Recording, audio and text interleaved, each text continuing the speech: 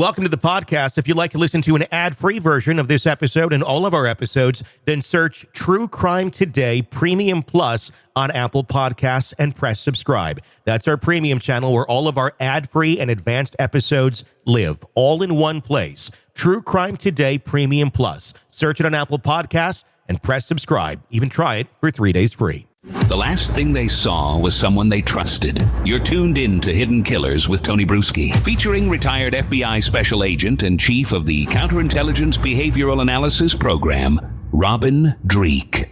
Accusations keep pouring in against Sean Diddy Combs, and now more names being released. And there are a lot of the names that people had been speculating about for many, many months now.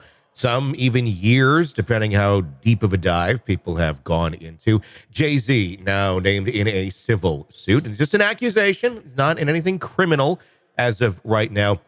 But he also issued a blistering rejection of the accusations against him, very much stating he had absolutely nothing to do with any of this, even encouraging Tony Busby, the attorney, to go and try and make this a criminal case if this is in fact true.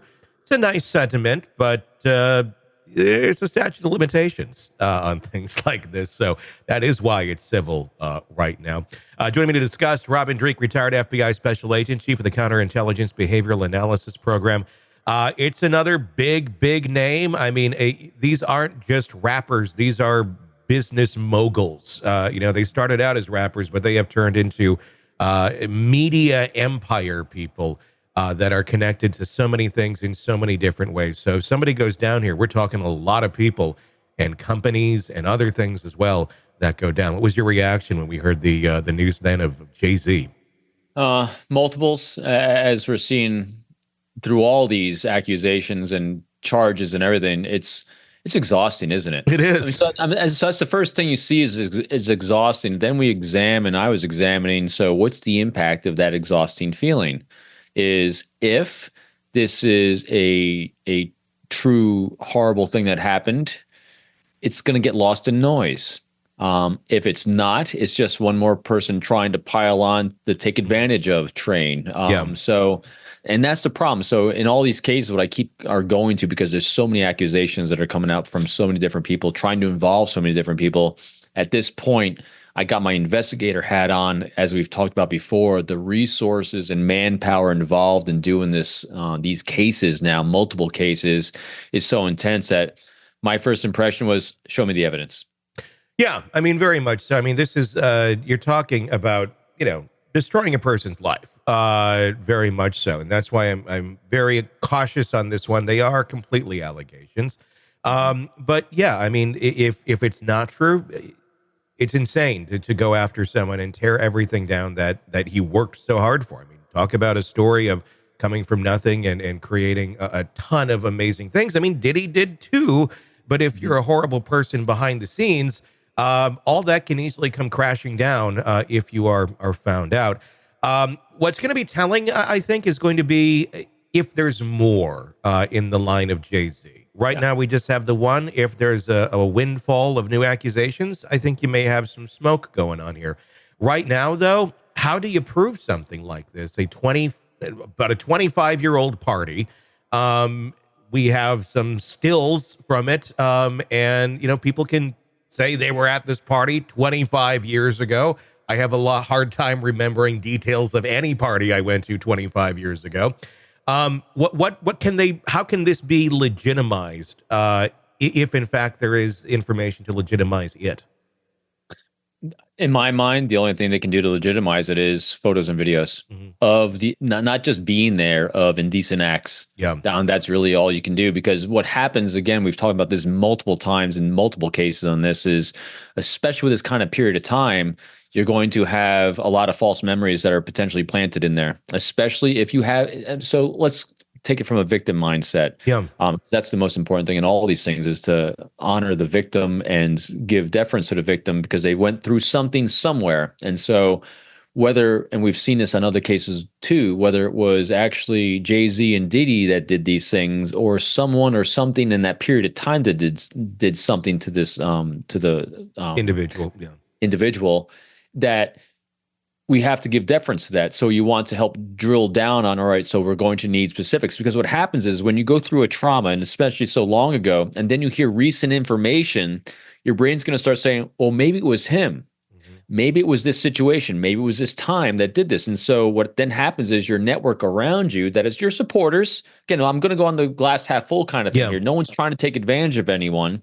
But then your supporters around you saying, well, did you see what's going on over here with Diddy? Was it this guy? And so then your brain says, was it that guy? Maybe it was that guy. And so now we have false memories got implanted on a potentially true traumatic event that may have happened somewhere else. That's why it gets so convoluted and diffused over time.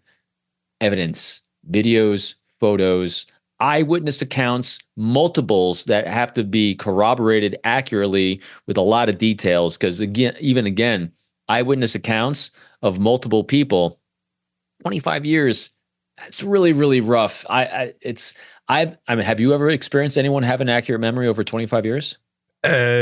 No, but I would think if an event like this had occurred, you'd probably have a pretty good memory of the incident. Yes. Yeah.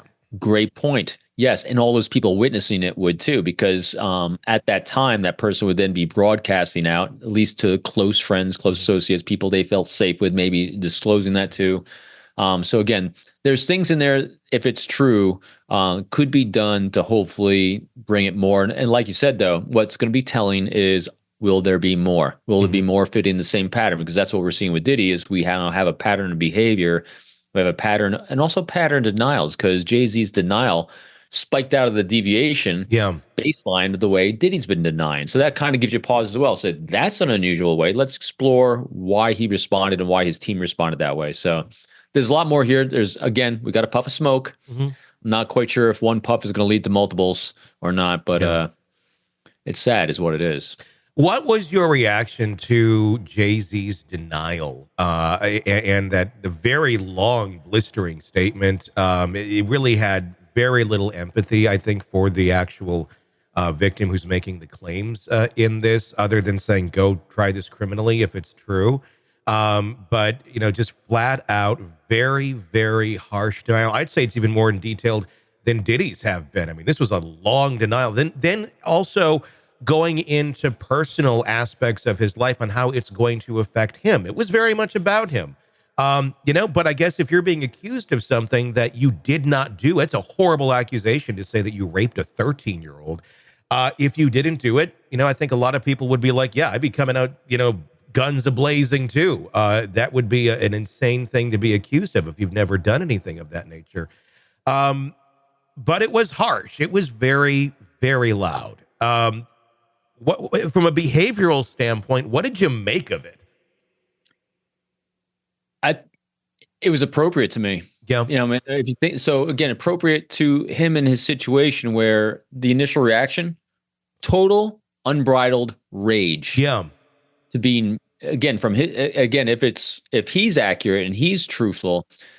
I mean, so here you are accused of doing this most horrendous thing with a 13-year-old. You would get really, really angry. I mean, look at me just thinking about that. You accusing me of that. I mean, you would just come out swinging. Sure. And behaviorally also, that kind of reaction would scare away any potential people that are trying to get over on him. Sure. Because now true victims are going to not necessarily be as intimidated as a fake victim, as someone who's trying to take advantage of the system situation. Because a true victim, especially if they have evidence of photos or videos or other eyewitness accounts, shouldn't be hopefully intimidated by that kind of vitriol response that there was. But it's hard to imagine if you were innocent of such a heinous thing that you're being accused of, that you wouldn't show a lot of rage and get really, I mean, he sounded pissed off. Very much so. Yeah. And to me, it's appropriate. I mean, not appropriate. I should say it's an appropriate response to his emotions is a good way to put it, which is congruent with, to me, some accuracy and some innocence on his part. What was in it interesting to me was the talking about, now I have to sit down with my daughter, who's, close to the same age. I believe she's 12, of what the victim claims they were. and they have to explain this to her. And yeah, that would be horrible. I cannot imagine having to do something like that, especially if you're falsely accused, and try and get your children to understand that and the ridicule and the shit that they're going to go through. But at the same point, there was a bit of a woe me in there. But at the same point, I got to say, okay, yeah, if you didn't do this, you got to explain. But then at the same point, you also have to explain to your daughter why daddy thought it was a great idea to go make albums and go on tour with someone who had already been exposed as being a child predator. He got away with it. I'm talking about R. Kelly. After the fact, I mean, R. Kelly, we had a video of him raping a child, and he still got acquitted for it all those years ago, back in the late 1990s. It was several years after that. His career was still thriving, for people who don't know that. It wasn't like R. Kelly's accused and he's done. No, he came back and had a thriving career for the late 90s, early 2000s. And that's when Jay-Z was also kind of at one of his peaks. They went on tour together. He had this knowledge of this person. He wasn't convicted, but the evidence was there to anybody who was paying attention. It's like, he clearly did this. And he said, this seems like a good person to associate myself with and be that connected to, basically forever. I know that the tour ended up getting canceled over some disagreements and such, but was that just money? Was it the record label saying, look, we want you guys to do this. It's going to pay you guys a ton of money. And money ended up winning out over moral obligation? Back then, maybe. Yeah. Might not now, because remember, his response now which is an appropriate response for someone. I mean, just think about it with your daughter, same thing. Yeah, it's easy to kind of poke at him. He's making it all about himself. But yeah, I would do the same thing. Is like the shame he's feeling to have to explain this to his 13-year-old daughter is congruent with a healthy relationship he's having with his daughter. In the cases I've worked that were associated with child predators, that's a response a typical child predator wouldn't have in trying to explain it to their daughter. Yeah. In other words, child predators with their own kids are trying to they're rational. Again, there's a lot of better experts on this than me. The ones I did work, they're trying to rationalize their behavior, and they wouldn't be thinking about the impact on their own kids. Of it being exposed. And so that to me is also it's a healthy sign that he was concerned about having to do this and explain this to his 13-year-old daughter. Yeah. Good. I mean, good in the sense of that's an appropriate, he's had appropriate responses to me that I would be expecting someone that didn't do it generally to have. Again, this is not taking away anything from an accuser or a victim. Yeah. This is just focusing on him and his behavior. And it's all allegations. And he has, of course, as we've said, denied all of it. I mean, just because you were in that industry at that time, if you were popular, if you were big, you would have been surrounded by people, who have these accusations against them. It'd be almost impossible to avoid it to a certain extent. Does that make you that you were involved in those things? No, not at all. The company you keep is one thing, but it's easy retrospectively to look back and go, oh my gosh, they were friends. Also, the public as a whole didn't necessarily have these accusations against this person at that time. We didn't know to a certain extent. There were certainly the rumors, but different place and time. And it may be some looking back and going, yeah, daddy made some bad choices of who he was surrounding himself with. But it doesn't necessarily make him involved. But there's just a lot of people he was close to that. Yeah. And that could be, again, his response to me was appropriate for who he is today, but doesn't mean that, in other words, he could have a lot of anger and rage and being pissed off because he's being accused, because he also not just, I was taken on the side that he didn't do it, but also he could have the same response of, hey, I grew out of that. That's not who I am today. So you'd have the same emotional, and physiological response to the same thing. So in other words, one could have been, he did it and grew out of it. It's not who he is today, or I never did it at all. Either way, that's not who I am today. And I'm pissed that you're accusing me of this today.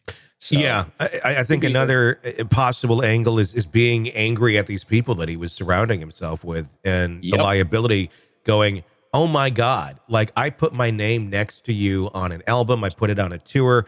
we're close. We did all these things, and you were doing this in the background, and the kind of liability that created. And now I'm getting connected to this through association. I'd be extremely pissed at those people too if I had no idea as to what they were doing. I guess the big question is, what did he know about what these people were doing and when? And what was his response? Was it, I'm just going to make music, I'm going to, go and party with these people because they haven't been busted, or I'm completely oblivious because I'm not part of that part of their life? And therein lies the challenge of 25 years ago. Exactly. Yeah. And that's why, I love assessing human behavior. As you know, it's fascinating, it's intriguing, but at the end of the day, we really need data, evidence, and details to support behavioral observations, because there's a lot of things that can cause behavioral observations. Remember, we've talked about this before too. The polygraph and basically a lie detector, which people love to try to think of and using, it's not admissible in court because that is a physiological and biological response to stimulus from the outside world and what we think about it in here. So it is behavioral. It's a behavioral assessment tool is what it is. Mm-hmm. And it's not accurate either. You need data support up those things. That's why it's not admissible in court, because it's all in here and what we think about it ourselves. Yeah. It's behavior shows smoke, not necessarily fire. It's how we interpret that smoke and where it leads us to the details and the data and the evidence we need. Very rarely is it the end state. Welcome to the podcast. If you'd like to listen to an ad-free version of this episode and all of our episodes, then search True Crime Today Premium Plus on Apple Podcasts and press subscribe. That's our premium channel where all of our ad-free and advanced episodes live, all in one place. True Crime Today Premium Plus. Search it on Apple Podcasts and press subscribe. Even try it for 3 days free. Let's be honest. Nothing kills the thrill of a good murder mystery like a commercial for laundry detergent. It's like someone slapping a closed sign on your favorite dive bar. But you're not here for that, are you? You're here for the good stuff. So ditch the ads and upgrade to True Crime Today Premium Plus on Apple Podcasts. With True Crime Today Premium Plus, you get your crime straight. No chaser. Commercial free with extended interviews and early access. It's like getting the bartender's special when the bar's already closed. Search for True Crime Today Premium Plus on Apple Podcasts. Subscribe and drink it all in.